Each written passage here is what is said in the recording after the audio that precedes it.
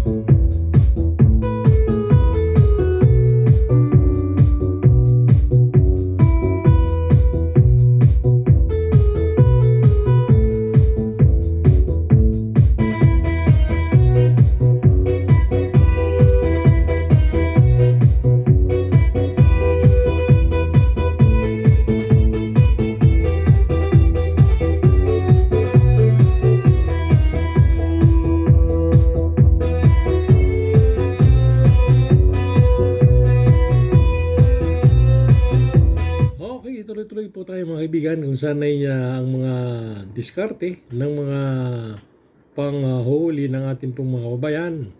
Sinabi ng ating senador, si Rapi Tulfo na wag na wag na wag na wag kayong sumama kung kayo ay imbitahan sa persyento ng ating pong mga lagay ng batas. Na kung inaakala ninyo na wala man kayong kasalanan at kung kayo ay walang ginawa ay may karapatan kayong tumanggi na hindi kayo sasama sa persyento ng ating pong mga kapulisan. So yun po mga kaibigan, ang reminder ng ating pong kagalang-galang na senator, Rapi Tulfo, kung saan ay siya po yung nag-advise na sana kung kayo ay maimbitahan sa persyento ay check yon. Meron na pong modus operandi na hindi na kayo makakauwi at kayo po ay ikukulong na ng ating pong mga alagad ng batas. Okay, tuloy-tuloy po tayo kung saan ay ingat-ingat po tayo mga kaibigan at ating pong mga kabayan kung saan ay hindi naman tayo abusado, hindi naman tayo gumagawa ng gulo, hindi naman tayo gumagawa ng mga kung ano-ano ng mga illegal gambling, wala silang karapatan para imbitahan tayo sa kanilang porsyento. So yun po mga kaibigan, ang reminder kung saan ay ito ay ating laging pakinggan. Tayo po ay nagpuprograma dito sa ating programang Patas Balita. Paring po lagi tayo sa katotohanan. At sana po ay magiging listo tayo sa mga ganong motos kung saan ay hindi ho dapat naman na gagawin ng isang mga kapulisan po natin na kung saan ay ang mga modus operandi ay hindi ho dapat yan ginagawa at kung saan ay hindi ho naman karapat dapat na gawin na kung saan ay wala naman sa batas yung mga kanilang sinasabi mga kaibigan.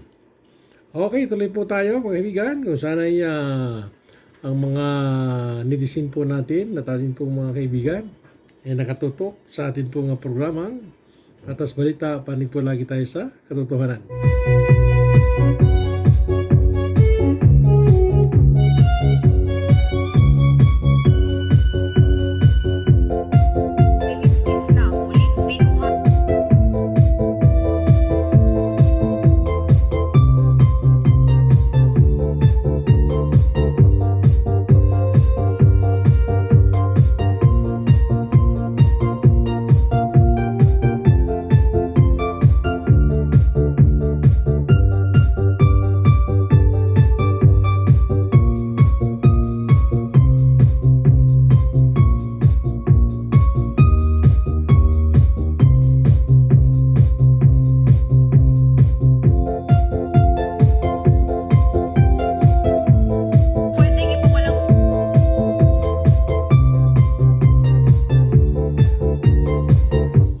Tuloy po tayo mga kaibigan kung saan ay mag-iwan po tayo ng mga ibang mga panukala ng ating pong mga mambabatas tungkol sa mga kaso-kaso ng ating pong mga iba't ibang mga kabayan sa kanilang tanggapan dyan sa Senado. At ang sinasabi nga nila mga kaibigan, ito na naman tayo sa Pilipinas kung saan ay marami naman po tayong gustong malaman sa mga palabas at pakinig ng ating pong mga Senado kung saan ay sila ay nangiimbita ng mga may sumbong ng mga taong na pipinsala sa kanilang tanggapan. Pakinggan po natin ito mga kaibigan kung saan ay alaman natin kung pwedeng ipawalang visa ang mga kasong dinismiss na, muling binuhay at ngayon ibinabato na naman kay Pastor Apollo C. Kibuloy. Ayon nga kay Senator Francis Tolentino, pwedeng maghain ng motion to quash ang mga abogado ng butihing pastor para mabaliwala ang mga recycled cases na ito. Narito ang balita ni Troy Gomez. Ano ng mga kasong kinakaharap ni Pastor Apollo C. Kibuloy ay pinanawagan ni Senador Francis Tolentino na irespeto ang karapatan ng butihing pastor. Marami tayong kaso dito na nilabas ng Supreme Court na pwedeng maging batayan. Ang sa akin dito, siguro igalang yung karapatan ni Pastor kung pwede siyang mag-file ng available kasi ito eh. Kasabay niyan ay pinayuhan rin ni Senador Tolentino ang legal team ni Pastor Apollo. Aniya available ang mga kaso ni Pastor Apollo sa Regional Trial Court kung saan maaaring maghain ng piyansa sa korte. Pwedeng ipawalang visa ang mga kasong dinismiss na muling binuhay at ngayon ibinabato na naman kay Pastor Apollo C. Kibuloy.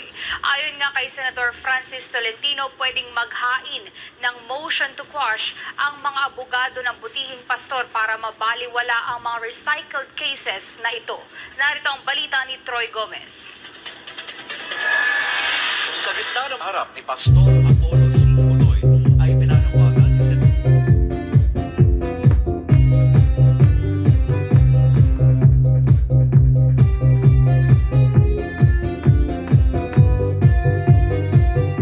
Okay, tuloy lang po tayo mga kaibigan at naging pakinggan naman po natin yung mga suggestion ng ating po mga hurado dyan sa Senado. Kung saan ay nasasabi po nilang mayroong pagbalik muli ng mga kaso. At mayroon din po mga kailangan na mapiyansahan itong si Kibuloy kung sakaling siya po ay magkaroon ng problema sa atin pong mga batas na kung saan ay umiiral sa atin pong bansang Pilipinas.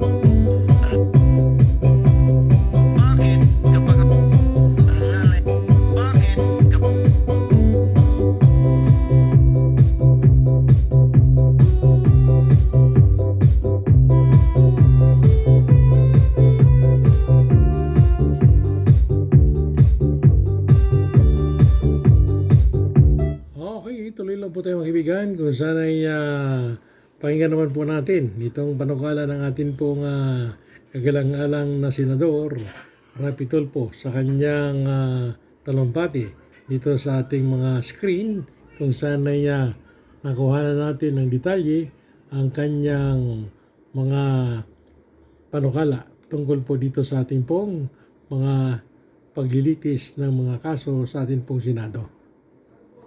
Bakit kapag ang OFW pumunta ng abroad, kinakailangan nila ng police clearance, barangay clearance, NBI clearance, napakaraming clearance, parang kinailangan nilang dumaan sa butas ng karayom bago sila ma-deploy para masiguro na yung ating mga OFW ay walang record, hindi masamang tao pagdating doon sa Saudi. Pero bakit ito mga employer, wala man lang silang isinusumite na kahit na anong record na magpapatunay na sila'y malinis, na ma-okay ang kanilang pagkatao para masiguro na safe ang ating mga OFWs. Lumilitaw, marami sa mga employers ay may mga criminal records, mga dating rapists, mga dating kriminal, dating mga manloloko, loko-loko, at hindi po na-screen. Yan po ang isa sa mga bagay na sinisiguro ko po na matutugunan na ng ating DMW. Bakit kapag ang ating OFW pumunta ng abroad, kinakailangan ni clearance, barangay clearance.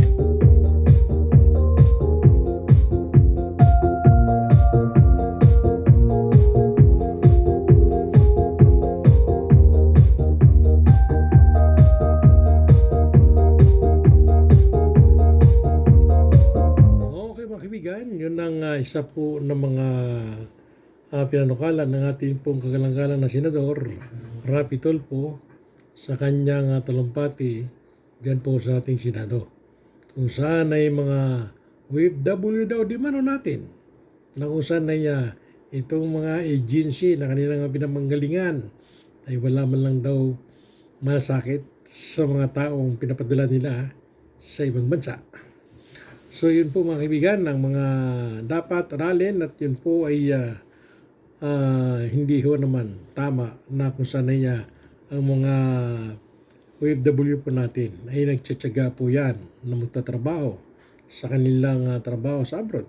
Kung saan ay itong mga agency ay nag-aantay lang lamang ng biyaya sa atin pong bansang Pilipinas na kung saan ay sila ay nandito sa Pilipinas at yung ating OFW ay nasa ibang bansa. Kaya po yung mga kaibigan, argabyado masyado dito yung ating mga Pilipinong nag-abroad kung saan ay sana mga kaibigan ay maging makatotohanan kayo at panig sa atin pong pagsiservisyo. Yun po mga kaibigan at sana ay magiging tagumpay tayo.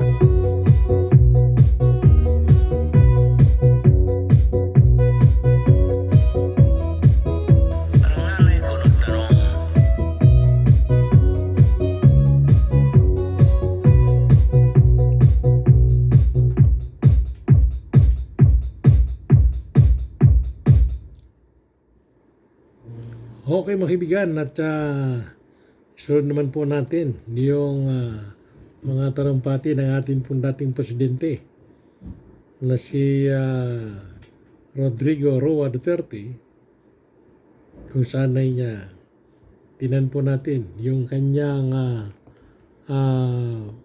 mga panayam dito sa ating screen po mga kaibigan. Wow. Ang nanay ko nagtanong, sabi niya, Rodrigo, kailan ba ako pupunta ng Maynila? Mukhang may graduation ata, nabasa ko sa newspaper. Sabi ko, ma, sabi kasi ng pare, magulo. And may mga pillbox kung saan naglipad. Nagmisa lang kami sa Abbey Chapel at binigyan kami ng diploma na wala naman laman.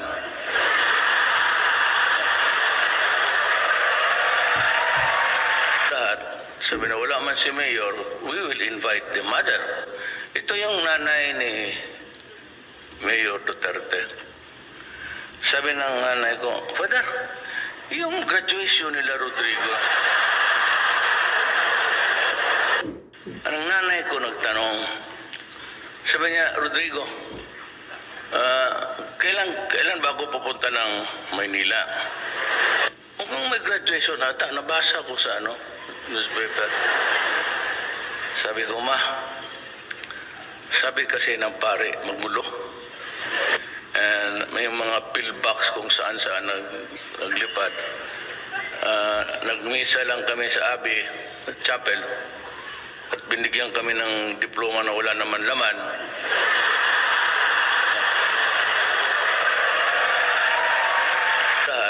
Sabi na wala man si Mayor, we will invite the mother. Ito yung nanay ni Mayor Duterte. Sabi ng nanay ko, Father, yung graduation nila Rodrigo. Ayun po mga kaibigan Ang nanay ko nagtanong. yung mga diskarte ni Pangulong Rodrigo Duterte kung saan ay matatawa ka at mayroong katotohanan mga kaibigan. So, joker itong ating dating Pangulong Rodrigo Duterte. Kung saan ay nagawa pa niya mag-joke. Kung saan ay talaga namang ang pag-joke daw ay pambabata at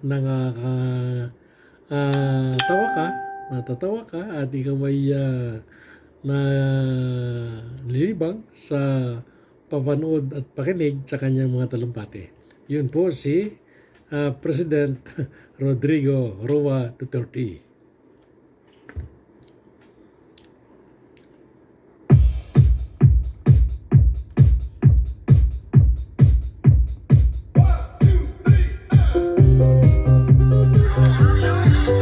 Sa Caloocan City.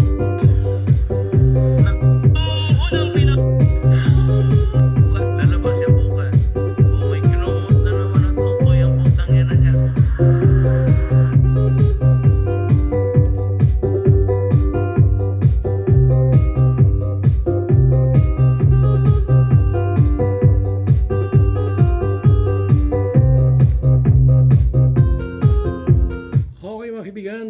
po tayo sa ating pong programa, ang Patas Balita. Panig po lagi tayo sa katotohanan. At yan po ang mga busis at mga tinig ng ating pong mga nalabasa ng mga naglilingkod sa ating pong pamalaan, kung saan ay mapakinggan niyo po yung kanilang mga talumpati. At pakinggan po natin itong ating idol, mga kaibigan, na si Rodrigo Roa Duterte, mga kaibigan. Wow. Lalabas yan.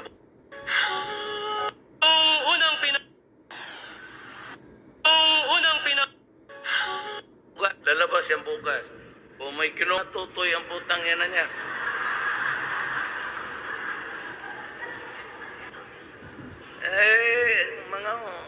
Yung malisya nila, kasi ayaw ninyo ako maging presidente. Kasi kayong mga mayaman, may mga newspaper, yung mga UP graduates ko, no, yung mga commentator, sila may-ari na yung Rappler. Kasi in the first place, you did not want me to be president. Because I do not belong to any of the ruling elite in this country. Putang ina ninyo, hindi ninyo po ako president. I am not your president. Manigas na kayo. Lalabas yan bukas. O may kinumot na naman na tutoy ang putang ina niya.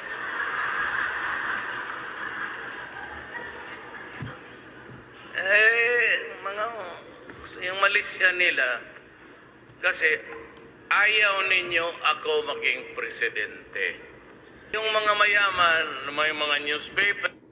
Yun po, mga kaibigan, ang tinig ng ating pong dating Pangulong Rodrigo Duterte.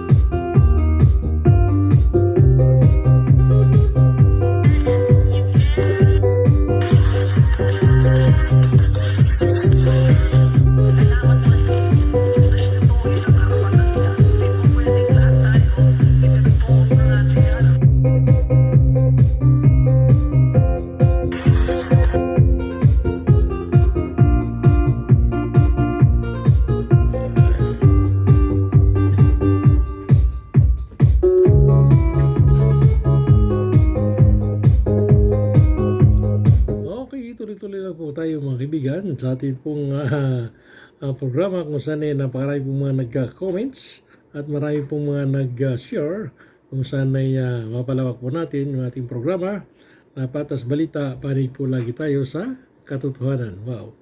At yun po, mga kaibigan, ng mga tinig ng ating pong mga dalabhasang mga naglilingkod sa ating pong pamalaan, kung saan ay sila ay nagbigay ng mensahe sa kanilang mga posisyon sa gobyerno, mga kaibigan. Okay, at tuloy-tuloy po tayo. Pakinggan po natin yung iba po natin ng mga naglingkod, kung saan ay may share nila yung kanilang mga pinakikita sa mga Facebook, TV at radyo, mga kaibigan. So, tingnan po natin itong si Robin Padilla. Kung ito po ba ay siya ay nagiging